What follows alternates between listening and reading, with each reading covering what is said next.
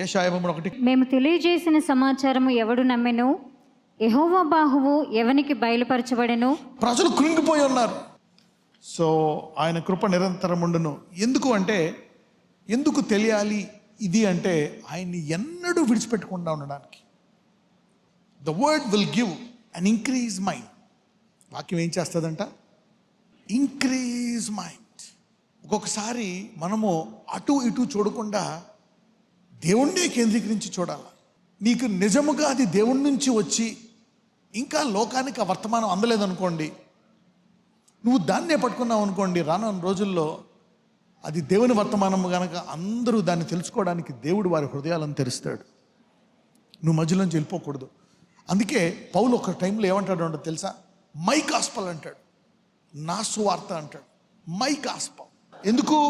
వాళ్ళకు అందినటువంటి వర్తమానం వేరు, వాళ్ళు వందల సంవత్సరాల నుంచి వాళ్ళు నమ్ముతుంది వేరు, పౌలుకి వచ్చిన వర్తమానం వేరు. Who committed to my trust అంటాడు. నాకు ఇచ్చాడు దేవుడు, ఇది నా సువార్త అంటాడు. అందుకే యూదులందరూ అది తప్పు, నువ్వు అలా చేయకూడదు అని అతను విమర్శిస్తూ ఉంటారు.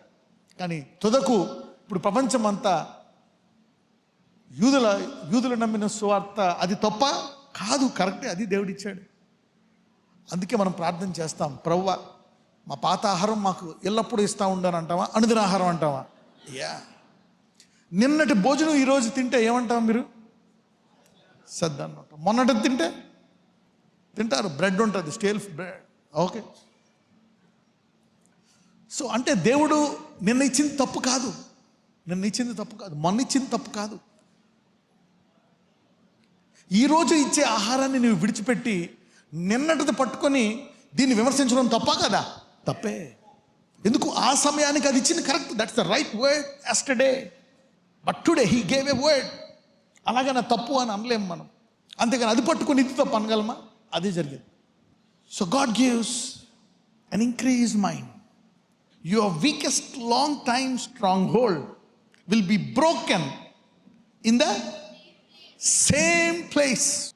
ఇక నేను మారను, ఈ దురలవాటు పోదు, ఈ రోగం పోదు, ఈ పరిస్థితులు మారవు, ఇంతే అనుకొని నువ్వు అదొకేళ అవిశ్వాసంతో దాన్ని పట్టుకున్నా కానీ, ఇంకొక చేత్తో నువ్వు కొంచెము విశ్వాసాన్ని పట్టుకున్నా కానీ, అలా కంటిన్యూగా ఒకరోజు ఈ మారదు అనేది పూర్తిగా మారిపోతుందంట. Hallelujah. You see that this is what will happen. Your weakest long time strong hold. నేను ప్రార్థన చేయలేకపోతున్నాను, బైబిల్ చదవలేకపోతున్నాను, నేను అద్భుతాలు చూడలేదు, నేను దర్శనాలు చూడలేదు, కళలు చూడలేదు, నేను బలహీనతలు జయించడం చూడలేదు, సమృద్ధి చూడలేదు. You'll be seeing all this things. ఏంటి ఇంతే అనుకుంటారు. డాక్టర్లు చూడండి, ఇక జీవితాంతం ఇంతే, నీకు ఇది తీసుకో, నీ తల్లికి ఉంది, నీ తండ్రికి ఉంది, నీకు ఉంటుంది. ఇదిలాగే ఈ బలహీనత పోదు, ఈ త్రాగుడు విడిచిపెట్టడు వీళ్ళు, ఇది జరగదు, అది జరగదు. అబ్రహాము ఏ రీతిగా అయితే ఫరో విషయం భయపడ్డాడో, దేవుడు ఆ బలహీనమైన దాన్ని అతని దగ్గరికి వెళ్ళి అతని మూలంగా నువ్వు చావో, నీ మూలముగా అతను చనిపోతాడు అన్నారు. ఫరో విషయమై అతను అబద్ధం ఆడతాడు. ఎందుకంటే వీళ్ళు దేవుని భయం లేదు, వీళ్ళు నా భార్యను తీసుకెళ్ళిపోయి నన్ను చంపేస్తారు నా భార్య విషయమై అని భయపడతాడు. అని ఆ భయంతో పోయి వెనక్కి వెళ్ళిపోతాడా? వెళ్ళడు. ముందుకు వెళ్ళిపోతా ఉన్నప్పుడు దేవుడు, ఇదిగో దేని విషయమై నువ్వు భయపడుతున్నావో వాణ్ణే భయపడతానని చెప్పి ఆ ఫరోని ఏమంటాడు? ఫరో, అబ్రహాము నిమిత్తమై నువ్వు ఎవరమంటాడు? చచ్చిన వాడిని. రెండోసారి కూడా అలాగే భయపడతాడు. తుదకు విజయం పొందుతాడు. రెండోసారి కూడా దేవుడు గద్దిస్తాడు. God rebukes him. తర్వాత ఇంకొకటి చూసుకున్నాం, ఇంకొక ఎగ్జాంపుల్ ఎవరు చూసుకున్నాం మనము? నెహెమ్యా ఏం పోసేవాడు? రాజుకి ఏమందించేవాడు? గిన్నె అందించేవాడు. అరే ఇది నా చిన్న పోస్టు, నేను ఇంతే అనుకున్నాడా? లేదు. ఆ చిన్న పోస్ట్ను ఉపయోగించి యెరూషలేము కోటలను కట్టినటువంటి మహారాజుగా మిగిలిపోయాడు. You see that now. So what you think you are weak in that area, you can end up being powerful and very strong. Israel, యెషయా గ్రంథంలో ఇజ్రాయేలు ఏ రీతిగా కొన్ని దశాబ్దాలు సంవత్సరాలు అవిధేయతలో ఉండడం వల్ల దేవుడు వారిని తిడతాడు, వారిని కఠినమైన సమస్యలు చూపిస్తాడు, బహుఘోరమైన సమస్యలు చూపించిన తర్వాత వాళ్ళ మనసు మారిపోతుంది. ఎనీథింగ్, ఏదైనా ఒక సమస్య దీర్ఘకాలం ఉంటే అదేమైపోతుందో తెలుసా? Strong hold. నువ్వు జైల్లో ఉన్నావా కొంతకాలం? Strong hold. కొంతకాలం నీకు వివాహం ఆలస్యం అవుతుందా? ఇక నాకు పెళ్ళి అవ్వదు, ఇట్ బికమ్స్ స్ట్రాంగ్ హోల్డ్.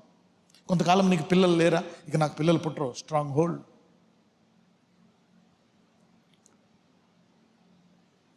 ఏదైనా ఒకటి కొనుక్కుందామని నువ్వు కొనుక్కోలేకపోయావా? ఆ రేట్లు పెరిగిపోయాయా? ఇక జన్మలో స్థలం కొనుక్కోలేను, ఈ త్రాగుడు మానలేను, ఈ బలహీనత మానలేను, ఈ సంసారం చేయలేను, నడిపి it becomes a stronghold. Anything that is there for a long time, it becomes a stronghold. అసలు యాక్చువల్గా సంఘము దాన్ని స్పెషలైజ్ చేయాలి. Jesus did that. 40 సంవత్సరాల పుట్టుగుడ్డేవాడు తెరిచాడా లేదా? 40 సంవత్సరాలు గుమ్మం దగ్గర కూర్చొని అడుక్కునేవాడు, వాళ్ళు పెట్టేవాడు, లేపడా లేదా?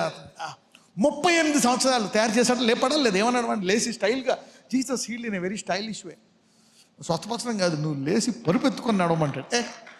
You see that strong hold. అతను ఏమనుకుంటాడు? ఇక నన్ను ఎవరో తోసేవాళ్ళు కూడా లేరు, వెళ్ళలేను అనుకుంటాడు అనమాట. సో యువర్ వీకెస్ట్ ఏరియా ఎంతమంది నమ్ముతున్నారు? You can change the. నేను చూశాను, I saw this in my life many things. ఇంకా నేను చాలా చూస్తానని నమ్ముతున్నాను. మోస్ట్ ప్రాబబ్లీ ఇలాంటి పుస్తకాలు ఇంకొక 50 రాసేటట్టు చూస్తానేమో. ఏషియాలో ఇలాగ అయిపోయిన దానిని ఇక ఆయన తుదకు ఇక ఇజ్రాయెల్ బాగుపడదు, ఇజ్రాయెల్ బహుఘోరంగా బానిసలైపోయారు అనేటువంటి దేశాన్ని దేవుడు ఏషియా 60లో ఏమంటాడు? లెమ్ము తేజరిల్లుము, వెలుగు వచ్చింది. నమ్మరు. అందుకే ఏషియాలో 53లో ఇంకొక మాట అంటాడు. తీయండి ఒకసారి 53 మొదటి వచనం. When people are caught in a stronghold, when people are caught in a stronghold, unbelief overtakes them. అందరూ చెప్పండి, బలహీనతలు మనుష్యులను దీర్ఘకాలము అధిగమించినప్పుడు అనండి,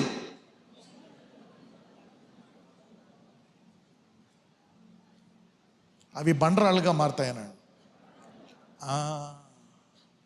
ఇంక జరగదు, అది మైండ్లో ఉంటుంది. ఎంతన్నా చెప్పు వాళ్ళు మంచోళ్ళే, అది మారదు. అందుకే దేవుడు అంటాడు, నా వాక్యము బండను పగలగొట్టు.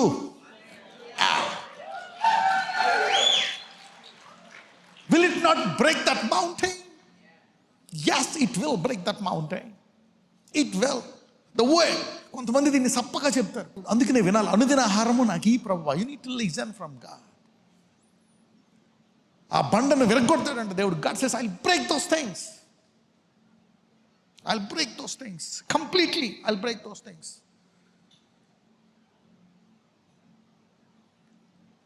ఇంతకాలము ఇజ్రాయేలు ఈ దారుణపరమైన పరిస్థితిలో ఉంది. Can it be transformed? జరుగుతుందా? లెమ్ము తేజరెల్లుము వెలుగు. చదువు వచనం చదువు. యెషయా 1. మేము తెలియజేసిన సమాచారము ఎవడు నమ్మెను? యెహోవా బాహువు ఎవనికి బయలుపరచబడెను? ప్రజలు కృంగిపోయి ఉన్నారు. ఎవరు నమ్ముతారు? Who believes? Who believes the good news? This word is powerful. ఎవరు నమ్మారంట? నేను నిన్ను క్షమించేస్తున్నా.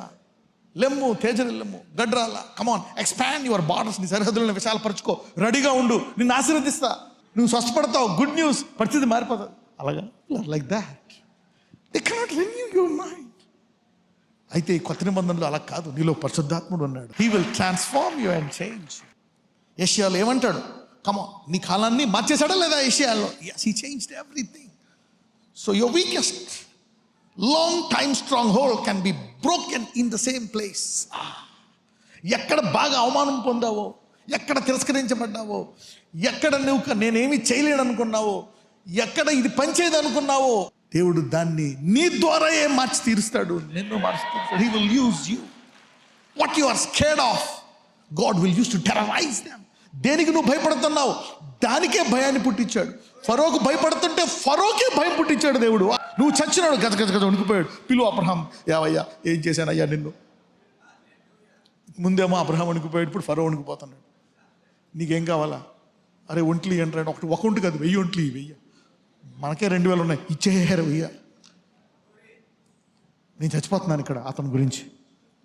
నా దేవుడు ఏమన్నాడు నన్ను, you will be dead man. ఇంక 1000 ఏంటి, 2000 ఏంటి, ఆస్తి మొత్తం ఇచ్చి నేనే టూరిస్ట్కి వెళ్ళిపోతాను కావాలితే వేరే చోటకి. He want to live man at the end of the day. You see your weakest long time strong hold.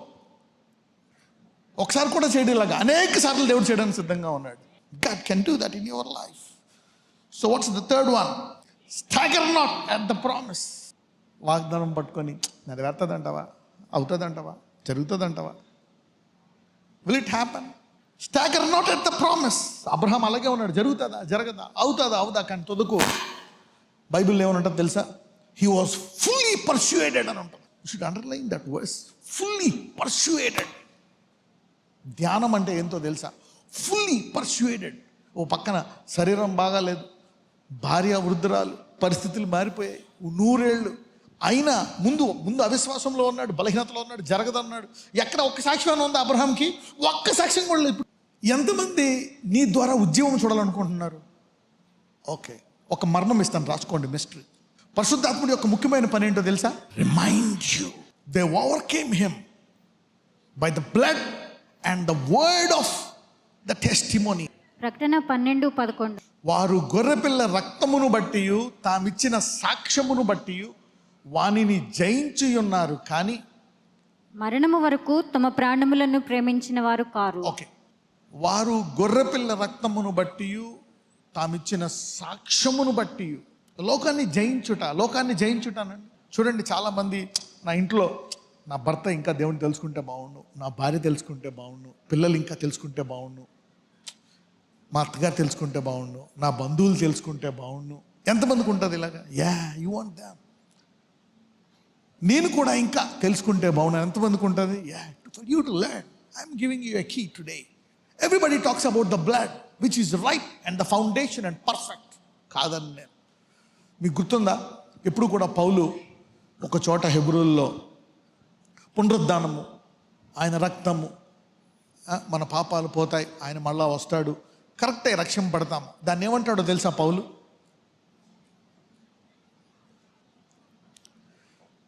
The foundation. అస్తమానము అదే ఫౌండేషన్ ఏమంటాడా? దాని మీద కట్టుకుంటా పైకి వెళ్ళిపోతే బాగుంటుందా?